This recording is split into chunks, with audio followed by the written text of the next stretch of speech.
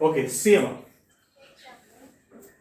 So see here now, a swimmer can swim with a velocity of 10 km with respect to water flow in a river with velocity of 5 km per hour. In what direction he should swim to reach the point? This is very important. To reach the point on the other bank just opposite to his starting point. This is very important. So see now, opposite to starting point. That is the first one. In what direction he should swim to reach the point on the other bank just opposite to his starting point. And second one, what is the time taken by him to cross the river? So see now, if I draw the diagram, if this is my river,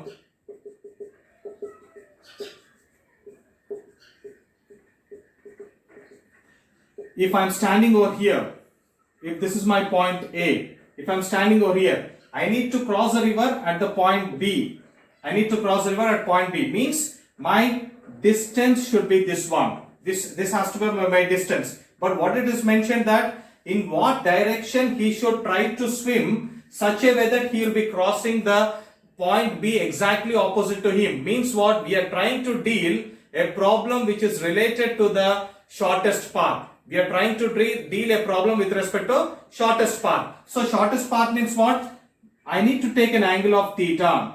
I need to take an angle of theta. If I try to swim in this direction at point C, if I try to swim in this direction, I might reach at point C. But due to the current water currents, what happens? I'll be reaching point B. So that this will be my shortest path. So I should take an angle theta so that I'll be swimming this shortest path. So now this becomes your Vs. This becomes your Vs. This is your VR. That is the velocity of the river. This is the velocity of the swimmer. And see now, some points, some data has been given to us. The velocity of the swimmer can swim with a velocity of 10 km per hour. So it is, the velocity is given, kmph is given 10 km per hour. And the river is flowing. The river is flowing with a velocity of 5 km per hour. So this is equal to 5 km per hour. And this is my point B where I need to reach.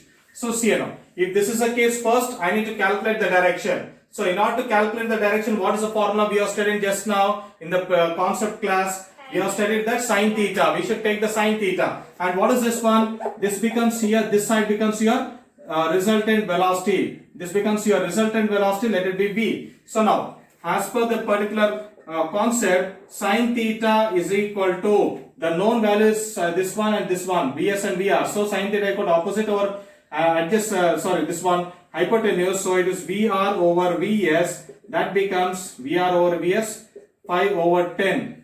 5 over 10, that is equal to 1 by 2. If it is 1 by 2, then theta equal to sine inverse of 1 by 2. This implies that theta is equal to 30 degrees. So if he tried to swim at an angle of 30 degree, he will be reaching point B. But in fact here, the thing is that since he has started swimming at 30 degrees, whenever he starts swimming at 30 degrees, we should even try to calculate this angle also. So the 30 degrees he will be trying to swim, but due to the current waters, he will be coming exactly at 90 degrees to this particular point. So here the total angle, the direction will be, the total direction in which he has to swim is equal to theta is equal to 90 degrees plus 30 degrees. So he has to swim at 120 degree angle. The particular person has to swim at 120 degree angle so that he will be reaching exactly opposite point from where he has started. That is from point A to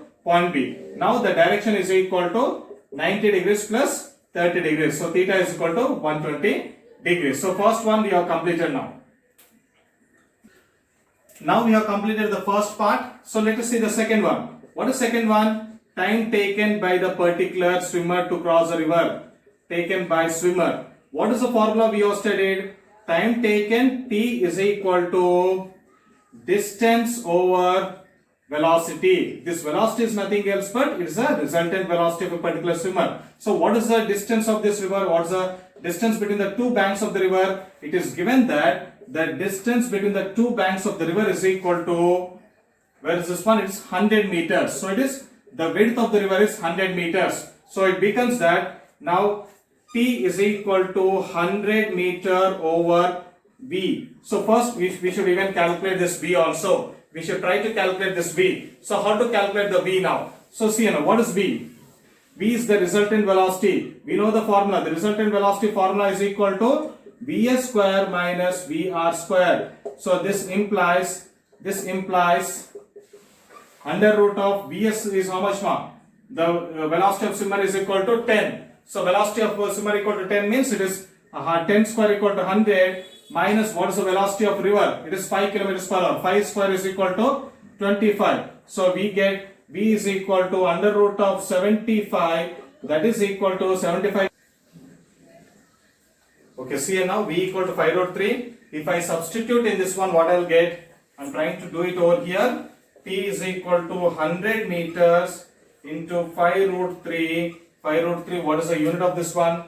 Kilometers and kilometer per hour. Okay, fine. So convert this kilometer per hour into meter per second. It is 5 by 18. If you convert it into 5 by 18, if you multiply this 5 root 3, it is in the kilometer per hour. So if you convert it into meter per second, we are supposed to multiply by 5 by 18. So then only it becomes meter per second. So that will be your conversion. So if you convert it here, it becomes 100 over